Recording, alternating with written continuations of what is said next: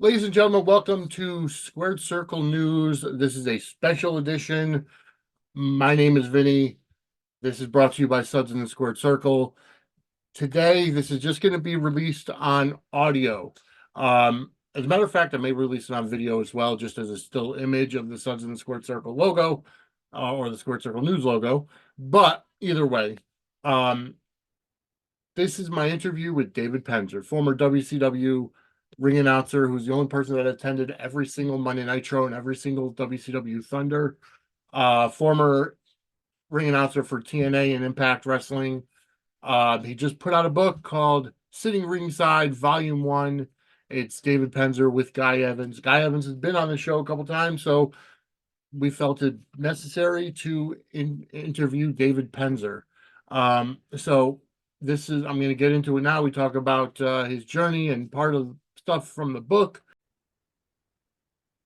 All right, ladies and gentlemen, this is Vinny from Suds and Squared Circle News special edition. I am here with the former ring announcer for WCW and TNA, David Penzer. David, welcome. How are you today?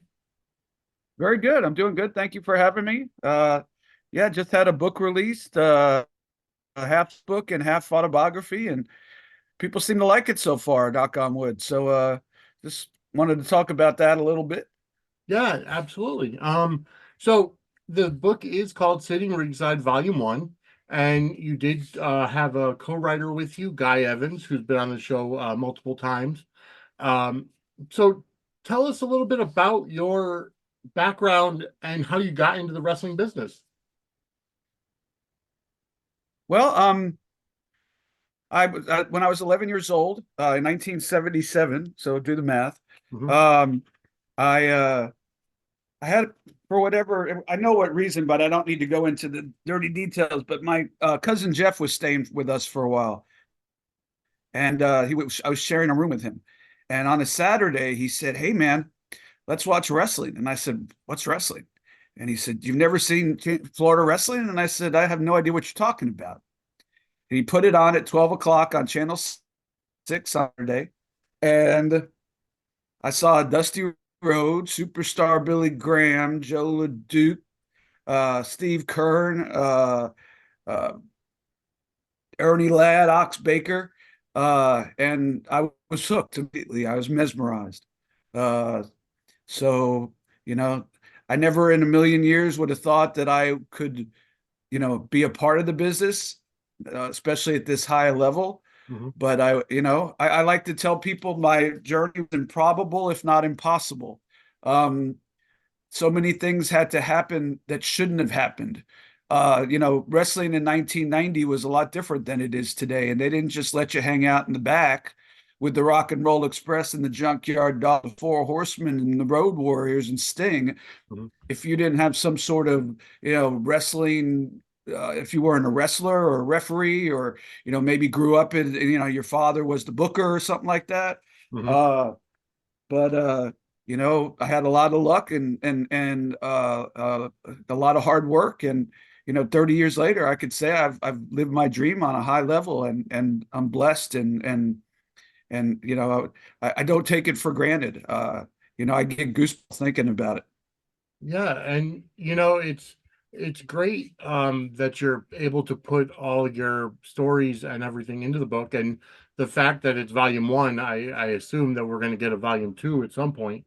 Um, but the Yeah, this one ends around the time WCW went out of business. Okay, A little bit after that. I don't want to give away the ending of my book, but right. next one we're going to go into just a little bit of background about my book. The way this whole started is I was cleaning my closet about a year and a half ago. Not my closet, my office. Oh, And I found in my desk that I had a file that had all these old WCW rare, never before seen formats and internal memos, mhm. 100 pages of them. Wow. And so, including the last Nitro that's never been seen before. Mhm. So I immediately thought that I want to, find a way to get this out there so fans can appreciate it, and B, uh, I want to, if I'm being honest, find a way to monetize that. because Yeah. the real estate business, and I'm a realtor in Tampa, had slowed down a lot, and so everything helped. So I took a picture of a like random WCW Saturday Night format from 1995, Mhm. and put it on Twitter and said, "What do you guys think of this? And how's the best way for, what do you think it's worth? What do you Right. think the best way to get it out was?" And immediately, within like an hour, Guy Evans, who wrote the Nitro book, and also Eric Bischoff's second autobiography, Yep. PM me and said, uh, "We need to do a scrapbook." And I said, "All right, sounds good." So we sent out the agreement and all that, and we started talk. We were gonna like tell stories in the scrapbook, you know what I mean? It wasn't just gonna be the formats. But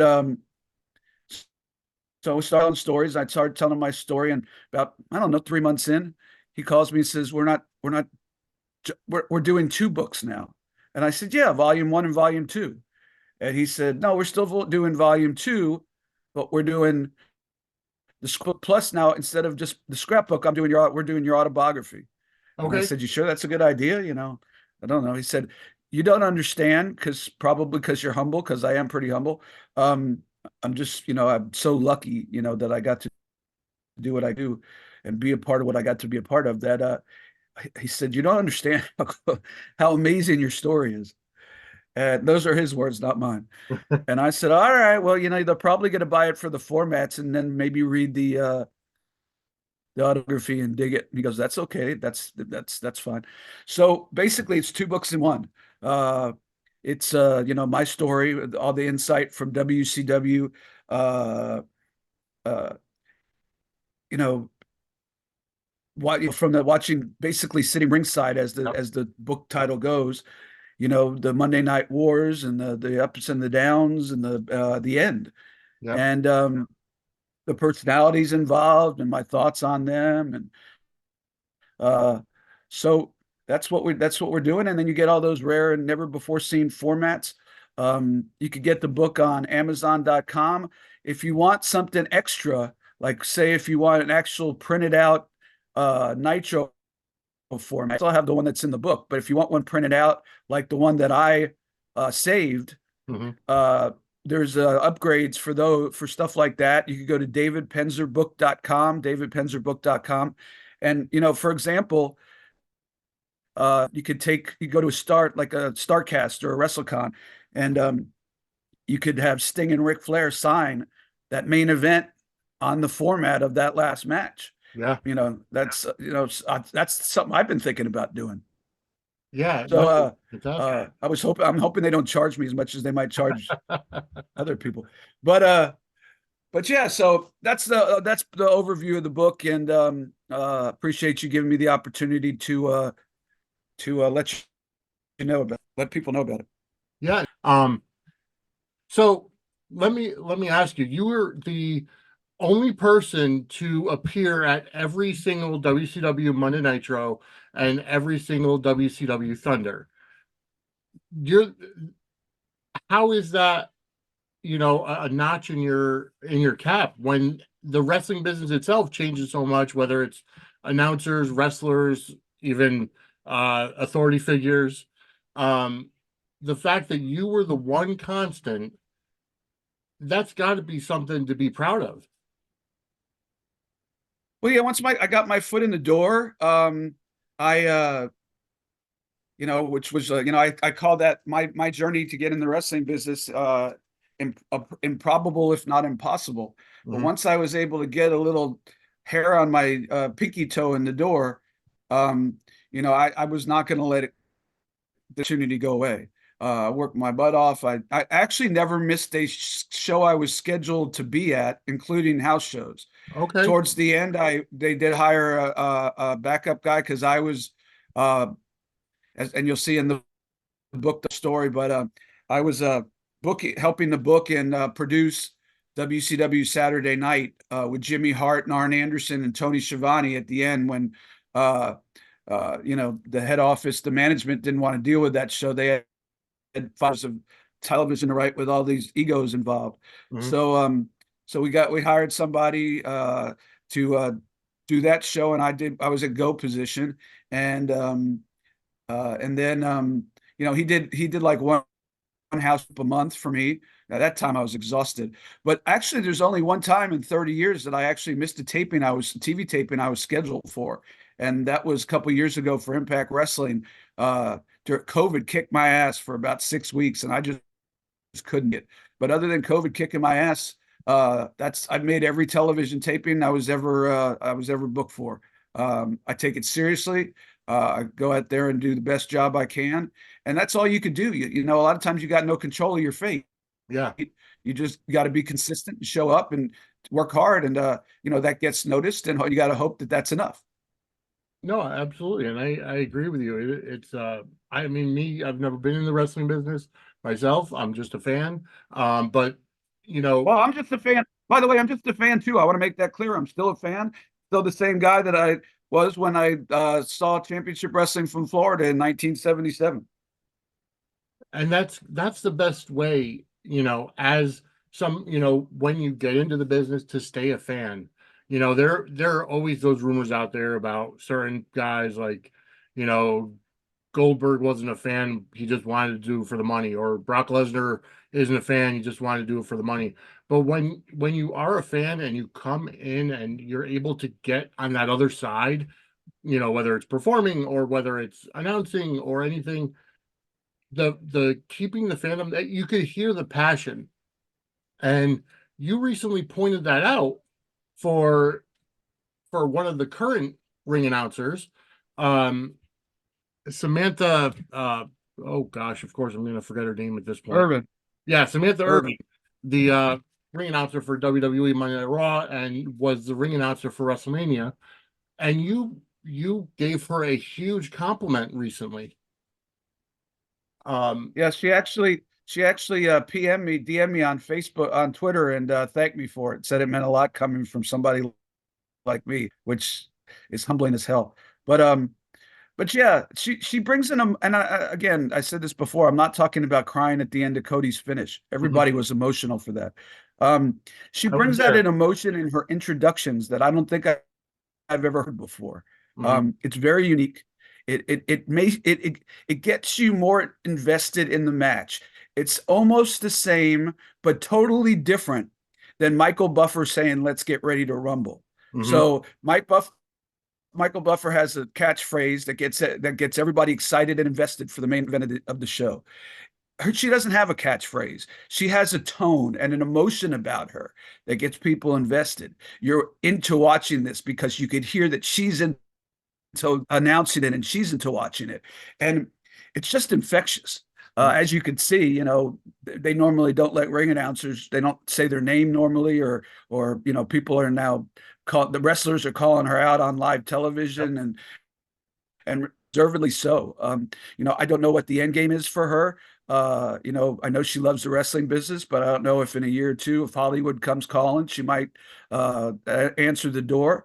But if she has any kind of longevity as a ring announcer in WWE, I think she's an automatic uh, Hall of Famer ring announcer right next to Howard Finkel, who's the greatest of all time in my mind. No, I could completely understand and agree with you on that. So let me ask you, like, for me as a fan, getting to go to a Monday Night Raw, like I was in Philly. I went to all five of the shows, WrestleMania weekend. For me, that was just fantastic, being able to be there live. For somebody in your position as a fan, and then you're also working there, do you ever, does it ever not give you goosebumps when you're there? Being there for certain things like Hulk Hogan creating the NWO and turning it back to the beach, or some of the other stuff, David Arquette winning the world title, or even Goldberg beating Hogan at the Georgia Dome. Do you ever not get goosebumps because you're there working, or do you always have that fandom that it's like, holy crap, I'm here witnessing history? Absolutely, just what you said. Oh, I mean, even the last match I did for Impact Wrestling which was the last Impact show ever, TV show ever done, because now they're Right. TNA. The show's still called Impact, but in December was uh Josh Alexander versus Will Ospreay. Hmm. And I'm sitting there announcing that and watching that going, holy shit, 30 years later, and I'm still, they're legends of the future. You know what I mean? Two of the Yeah. best in the business, and I'm in the ring announcing them in the main event and sitting there watching it, sitting ringside, so to speak. And uh, yeah, I've never, it's just, it blows my mind every time. It blows my mind. Thinking back to it blows my mind. Thinking about all the people that I grew up uh, as a fan of, that I got to become friends with. It's just the whole story. It's a crazy journey, and it just puts a big smile on my face all the time. So, yeah, it's That, it's uh, it's incredible. that is awesome. Just to be able to always have that excitement. Um, so not to give any spoilers of your book, I am going to be ordering it with my next paycheck. But not to give any spoilers or anything, but is there anything you could share from the book in terms of any, stories that are in there that you don't mind sharing? I mean, I talk a lot about my journey and I talk a lot about the things I got to do. For example, um, Kevin Sullivan was one of the guys who took me under his wing when he was Booker. And, you know, we would drive down the road together, me and him and Nancy and Pee Wee Anderson, the referee, and I'd be in the back seat and Kevin would be in front. And every once in a while, and I don't know if he did it because, he just thought it was amusing that ring announcer was being his stooge, writing down his ideas for him, or whether he just legitimate, I think a little bit of both, legitimately wanted to get me involved because he thought I had something to offer. But, you know, he would because back then there was no cell phones, there's no internet, we had to pass the time away, we had to rib each other. So um uh so he would hand me a pad and he'd say, Penzer, write down Chris Jericho defends the TV title. And I'd say, okay. He goes, who do you think would be a good opponent? This was for Nitro. I'm actually writing out Nitro. Wow. And he already knew what he wanted, but he was just trying to get me involved or ribbing me, or like I said, probably both. And and I would say Eddie Guerrero, and he'd go, "Well, that would be a great match, but Eddie, he's in a different program, and we don't want Chris Jericho to drop the belt, so we don't want him doing a job while he's of a different program." And I'd check that in the back of my head. I'd be Mhm. like, okay, somebody's in another program, you're not going to beat them, in just a championship match with no promotion. Right. So I was thinking, and I said, how about the Inferno? He goes, I think Disco would be great. And so, I'm not saying he wasn't already there. I'm not saying I wrote Nitro. What I am saying is I got to be a part of the process. And when I was younger, when I was a teenager, I used to book my own territory, much like Tony Khan did, except mine never got put on TBS and TNT. Mhm. And uh, so, I'm this little kid who wasn't smart to wrestling and who was enamored by it, and I'm booking territory, and all of a sudden I have a small, tiny little part of writing out what people are seeing on their television on Monday night, watched by 5-7 million people. Uh, I mean, you can't make that kind of stuff up. That's just super Right. cool. And I want to thank him, by the way, for writing the foreword to the book. He wrote the foreword. He was a big influence on me in a lot of ways. It's kind of a fait accompli because he was at the first wrestling show I ever went to live was May of 1977 at the Fort Lauderdale National Armory. The main event was Ernie Ladd versus Ox Baker, and Kevin was in the semi-main teaming with Mike Graham. Mhm. And so it would kind of ironic that our journey came full circle from being on my first show as a kid to taking me under his wing as an adult to staying friends after the WCW went out of business, and then to write the forward of a book I never thought I was going to write. So yeah, but that's just an example. We have a whole chapter on uh the announcers. They used to have a like a tour bus for the announcers to all get dressed in and stuff. Yep. And I talk about all the different announcers and their personalities, and tell some funny stories about different people. Think about it. We had probably the best group of announcers in one company probably ever will be established. We had, Tony Schiavone and Mean Gene, absolute legend. Bobby Heenan, absolute legend. Larry Zbyszko, absolute legend. Uh, uh, Mike Tenay, absolute legend. There's so many more. Scott Hudson came in at one point, and great guy and talented, and so I got to sit there on that tour bus for about 2-3 hours a show, and I just got to listen, telling stories from the road, to them talking about what they thought of the product, to them, then after the shows, me and Mean Gene and Bobby would get a drink at the hotel bar, and then we told more stories. And I mean, I say in the book, and I mean it. There was a time when I was in college, right before I flunked out, and I would watch Tuesday Night Titans. I don't know if you remember that show, I do. Yeah. which was like a wrestling talk show, and I would Tuesday Night Titans with a friend of mine. We get stoned and watched it, which is probably why I dropped out. And of course, now it's not a big deal, and I haven't smoked it since I was in college. But I digress. But God, I would say to my friend Jeff, I'd say, man, if I could have a drink with anybody in the entire world, I would just love to have a drink and a brief conversation with Bobby the Brain Heenan. How funny is he? And you know, I just said it, kind of, out of the blue, and I meant it. I still have a list of somebody, if I had my choice, I could have a drink with. I still sort of have that, and changes every once in a while. But Bobby got checked off, and Mean Gene got checked off.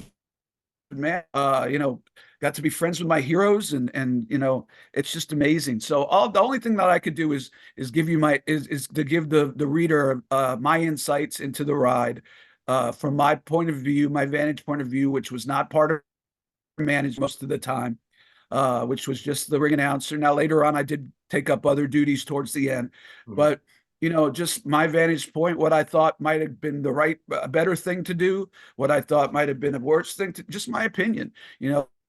What I thought Eric might have been strong at, and maybe not as strong at. And in hindsight, I think Eric would agree.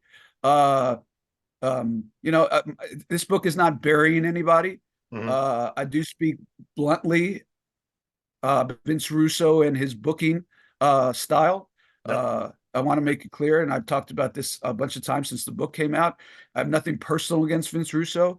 Uh, I hope he, has a wonderful life and all that. But his vision of what pro wrestling should be is not my vision of what pro wrestling should be. And you know what?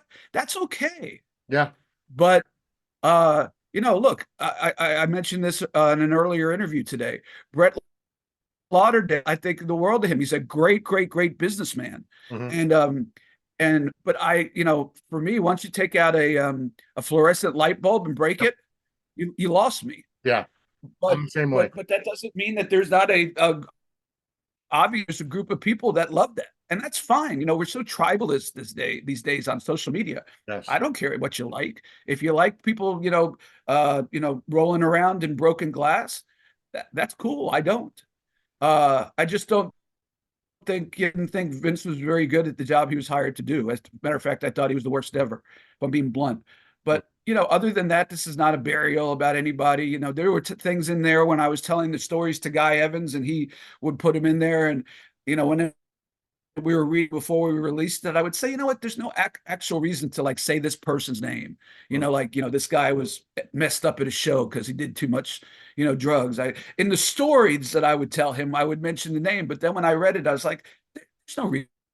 It was one of the wrestlers. It has to do with the story, but the name doesn't have to do with the where the wrestling business was in that year. It's just the situation that was happening a lot more, and that was hurting the product.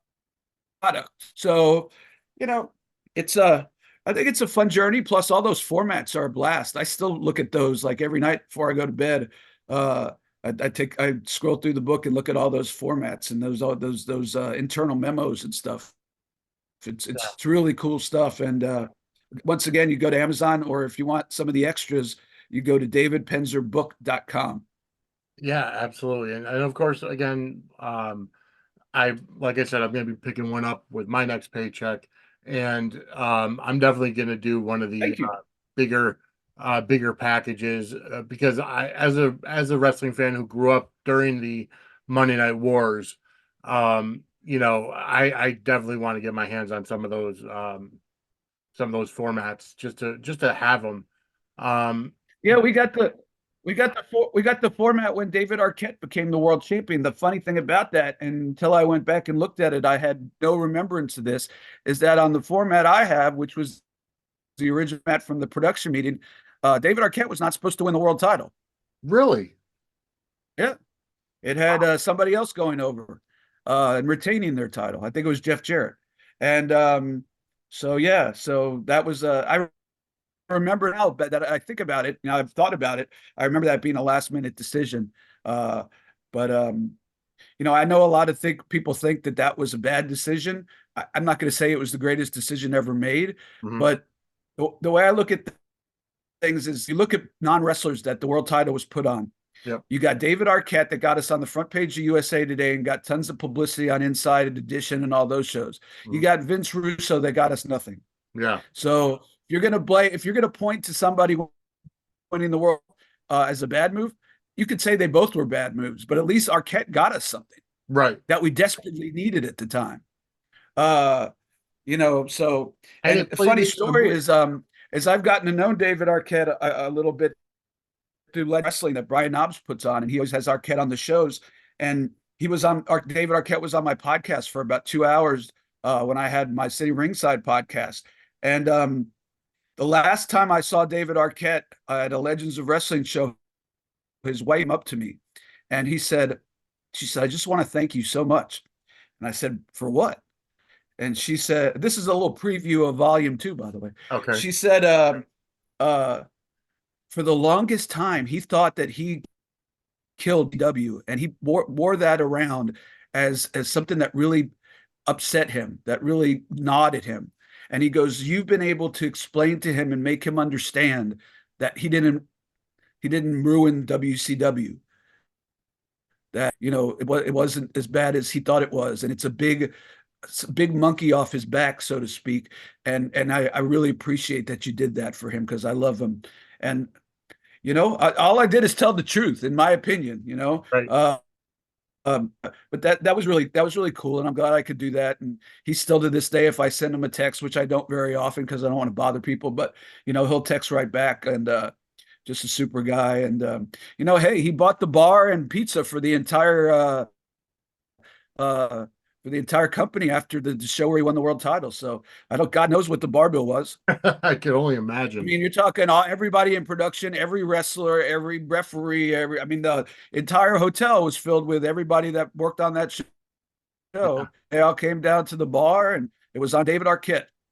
And the other thing that's really cool that I found, that's been brought out, not too terribly recently, but when he did win the title, any money he made from WCW, he donated to Brian Pillman's family because this was right after Brian Pillman passed. Yeah, So, I mean, yeah, David no, Arquette, he was a great person, and he was a huge fan. He got to live his dream, and then the fans got him to believe that that you know look, he wasn't your normal world champion, and right, if it happened today, nobody would bat an eye about it. right, It's a publicity, you know what I mean? yep, That it was just people took it a little bit more seriously. That belt had a lineage to it, mhm, so I can see people getting upset. But then you look at all the rest of the crack that we were doing around the same time, and it wasn't anything like the business that we all grew up watching. So why should we expect that honor to continue when we're put, quite frankly. yeah. No, you're absolutely right. And but anyway, so I know we're running low on time, and I know you've got other engagements. So I did want to just again thank you for coming on. Again, the book is at not only Amazon, but there are packages. Go to davidpenzerbook.com, and that's where you can get Sitting Ringside Volume 1. And there are four great packages.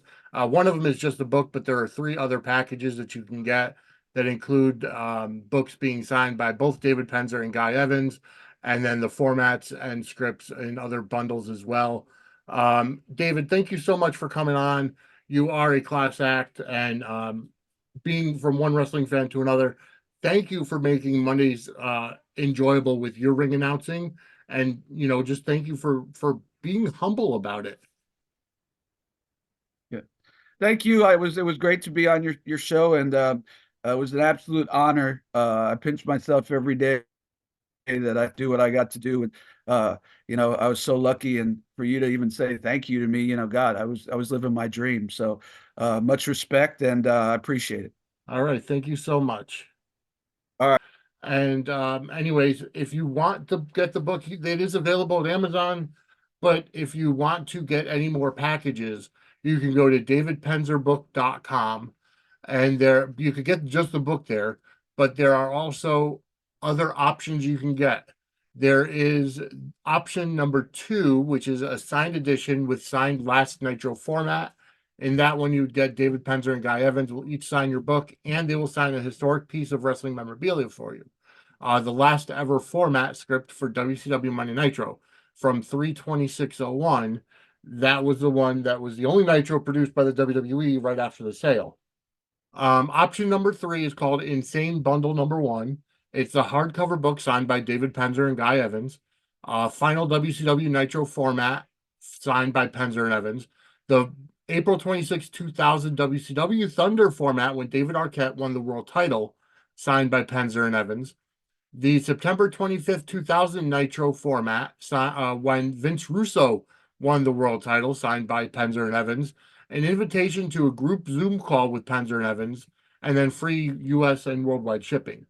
And if that's not enough for you, the option 4, which is Insane Bundle number 2, hardcover book signed by Penzer and Guy Evans.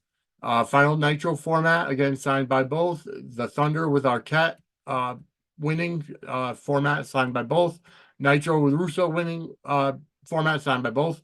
5 additional signed formats, including some that are not in the book. The free ebook version, a free DVD of never before seen WCW website footage, and an invitation to an individual Zoom call with both David Penzer and Guy Evans, and then free shipping as well. So those are the and you can also get just a book. But those are the 4 options available at davidpenzerbook.com. And you could also go to guyevansbooks.com as well for those same bundles. And then, or if you want to go to Amazon. But either way, I want to thank David Penzer for coming on the show. It's been great to talk to him. And it's been busy with his schedule, doing all his media appearances, but I definitely thank him for coming on Squared Circle News. And again, thank you, David Penzer. Go pick up your copy of Sitting Ringside Volume 1, WCW, David Penzer with Guy Evans. Have a great day, everybody.